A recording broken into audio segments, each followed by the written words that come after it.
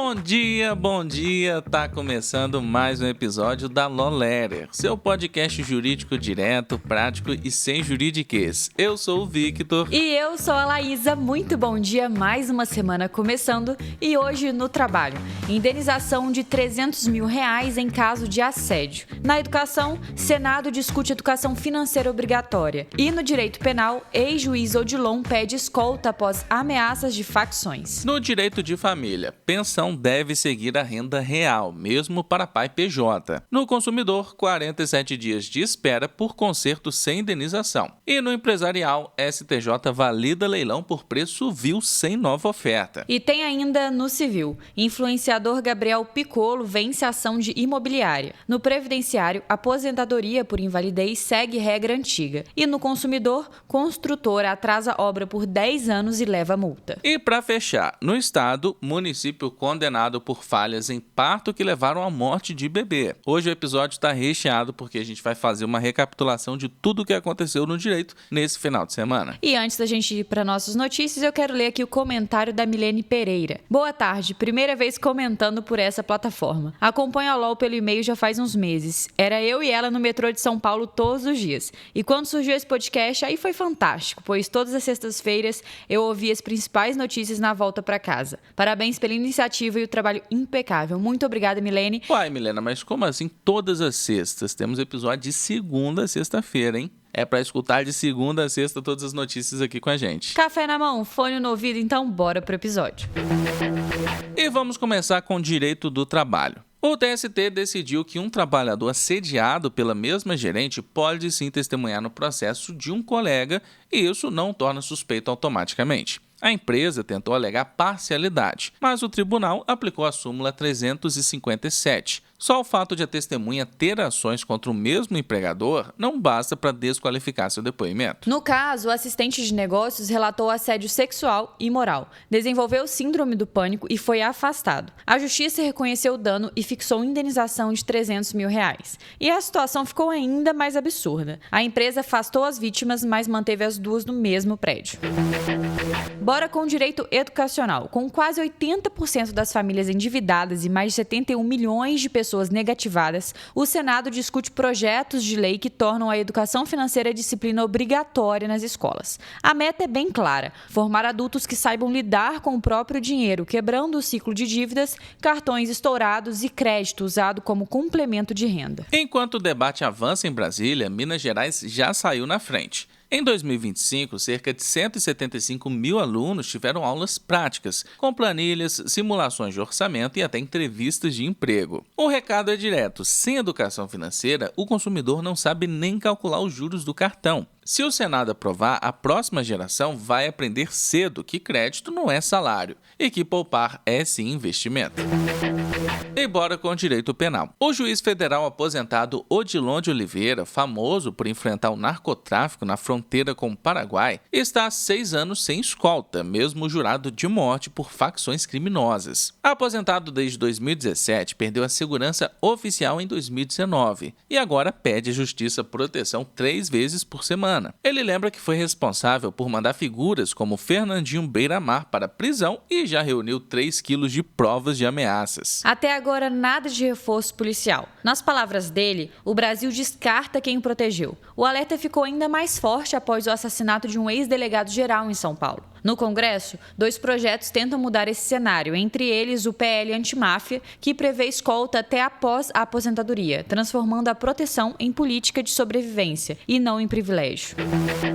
Agora me conta, seu escritório paga quanto de imposto? Porque tem advogado por aí pagando como se fosse multinacional, viu? E não é por escolha, é por falta de planejamento. E olha que isso faz diferença no fim do mês, viu? A escolha do regime tributário pode mudar tudo. Simples nacional, lucro presumido, lucro real, cada um com suas pegadinhas e vantagens escondidas. E aí não é só questão contábil, é sobrevivência financeira mesmo. O que sobra, ou não, no caixa pode estar nessa decisão. A Digicontes entende isso como poucos. Eles analisam cada detalhe do seu escritório e mostram um caminho mais estratégico para você tributar menos, mas sempre dentro da lei. Dá uma olhada no Instagram da Digicontes e, melhor ainda, fala com eles pelo link que está na descrição desse episódio. Alguns minutos de conversa já podem mudar o jeito que você vê seus impostos. Bora para as nossas notícias de domingo. Vamos começar com o direito das famílias. Um pai tentou reduzir a pensão da filha para o valor de um salário mínimo, alegando que, por ser PJ, não teria vínculo formal de emprego. Só que a juíza Tatiana Brabo, o nome já diz tudo, não comprou essa versão não. Ela destacou que, mesmo sem carteira assinada, ele é empresário de si mesmo e tem renda fixa, ou seja, não dá para se esconder atrás de um CNPJ. O caso chegou depois que a menina entrou com ação de cobrança, já que não recebia o valor da pensão desde 2023. O pai tentou alegar excesso de execução e até propôs parcelar a dívida, mas a justiça foi firme, nada disso. O cálculo deve seguir a renda real e não o mínimo nacional. E tem mais, a magistrada ainda deixou claro que, se o pai insistir em descumprir a obrigação, medidas mais duras podem entrar em cena, como a penhora de bens. Afinal, pensão alimentícia não é opcional, é um direito fundamental da criança. No fim, a mensagem é direta. Optar pelo regime de pessoa jurídica pode ser vantajoso em termos tributários ou trabalhistas, mas não serve como escudo para fugir da responsabilidade alimentar. Fugir da CLT não é atestado de isenção. E bora com o direito do consumidor. Imagina esperar 47 dias para consertar o carro e ainda sair sem nenhum centavo de indenização. Pois foi exatamente isso que decidiu o Tribunal de Justiça de Pernambuco. A proprietária entrou com ação contra a fabricante, concessionária e seguradora, alegando que o atraso gerou prejuízos consideráveis. Mas o TJ entendeu diferente. Sem prova de dano relevante, como o uso profissional do veículo, não há indenização. O relator até reconheceu 2 pontos importantes: a aplicação do Código de Defesa do Consumidor e a responsabilidade solidária entre as empresas. Mas, na visão do tribunal, o que existiu foi apenas um aborrecimento do dia a dia. No fim das contas, a sentença foi mantida, os honorários majorados e a autora voltou para a garagem sem indenização. E a lição que fica: nem todo atraso ou frustração gera dano moral. O judiciário vem reforçando esse limite para evitar a chamada banalização do dano. Agora a gente vai falar de direito empresarial. No universo das falências, o STJ trouxe um recado direto: chorar por preço vil em leilão não basta. A terceira turma decidiu que só dá para anular a arrematação se alguém aparecer com uma proposta concreta e melhor. O caso é impressionante. Um imóvel avaliado em 5,5 milhões foi arrematado por apenas R$110 mil. Mesmo assim, a corte manteve a validade do negócio. Segundo o ministro Ricardo Cueva, a Lei 14.112 de 2020, que reformou a Lei de Falências, deixou o jogo mais duro. Reclamar do preço sem colocar dinheiro na mesa não é suficiente. A lógica é simples: em vez de travar a liquidação, é preciso garantir efetividade. Ou seja, se o credor acha o valor baixo, que apresente nova oferta. Senão, o negócio segue válido, ainda que cause espanto no papel. E bora com um pouco de direito civil e liberdade de expressão. O influenciador Gabriel Piccolo saiu vitorioso em um processo movido por uma imobiliária que alegava ter sido ofendida em vídeos publicados por ele sobre uma briga por vaga em frente ao imóvel comercial. A empresa dizia que houve dano moral, mas o juiz Adson Gustavo de Oliveira não viu assim. Segundo a sentença, em nenhum momento Piccolo citou nomes, mostrou rostos ou deu informações que permitissem identificar pessoas ou a empresa. Nesse contexto, o magistrado entendeu que não havia prova de ofensa concreta. O que houve, na verdade, foi o exercício legítimo da liberdade de expressão. O influenciador também argumentou que falava sobre um tema de interesse público e que tinha direito de expor sua opinião. O juiz concordou e destacou que a crítica não ultrapassou os limites legais, não configurando ato ilícito. Além disso, uma liminar que havia determinado a retirada dos vídeos foi revogada. Resultado final: a ação foi julgada improcedente e a imobiliária terá que arcar com custas processuais e honorários advocatícios fixados em 10% do valor da causa. E a pergunta que fica é: em casos como esse, em que o influenciador denuncia uma situação de injustiça sem identificar pessoas ou usar informações falsas,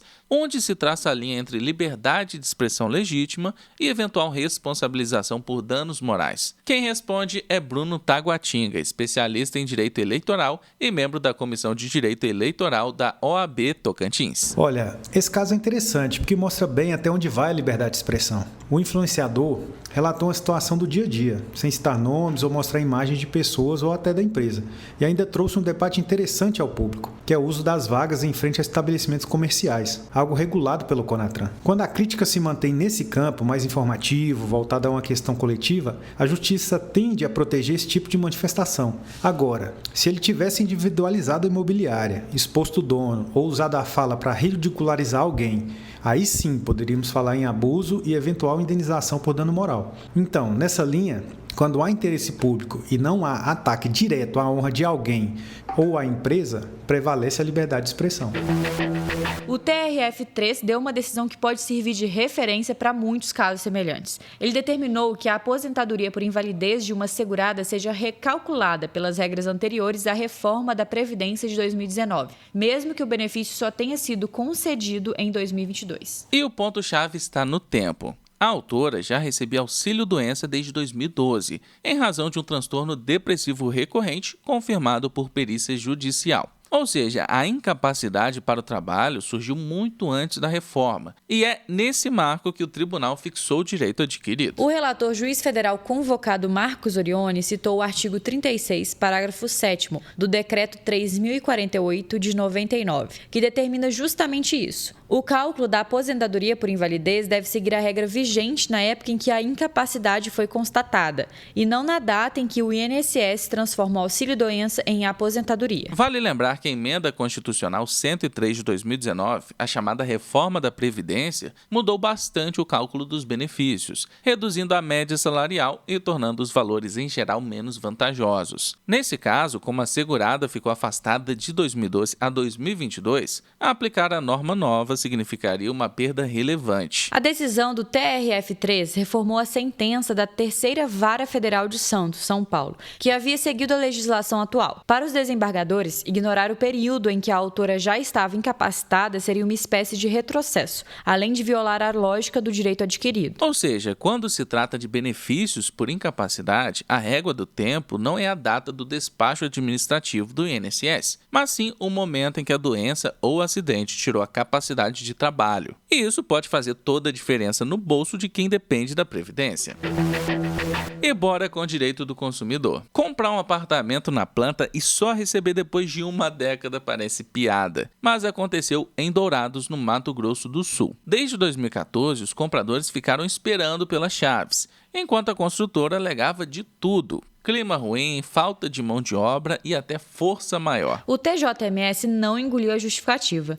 A segunda Câmara Civil manteve a condenação por danos morais de R$10 mil, além de uma multa de 0,5% do valor do imóvel por cada mês de atraso, e ainda o reembolso dos aluguéis pagos pelos consumidores durante todo esse período. O relator foi direto: atraso dessa proporção não é mero aborrecimento. É algo que atinge profundamente o planejamento de vida das famílias, gerando angústia e instabilidade real. Ou seja, não se trata só de bolso, mas também de dignidade. Com essa decisão, o tribunal reforça o entendimento de que cláusulas de entrega em contrato imobiliário não podem ser tratadas como letra morta. A construtora vai ter que pagar e entregar, e os consumidores finalmente podem voltar a sonhar com a mudança para o novo lar.